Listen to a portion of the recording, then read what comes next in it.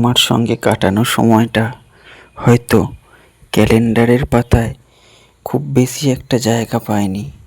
হয়তো হাতের তালুতে গোনা কয়েকটা দিন ছিল আমাদের, কিন্তু বিশ্বাস করো, সে কয়েকটা মুহূর্তের মধ্যে আমি আমার একটা জীবন দেখেছিলাম, একটা জীবন বেঁচে থাকার একটা অবলম্বন হিসেবে পেয়েছিলাম।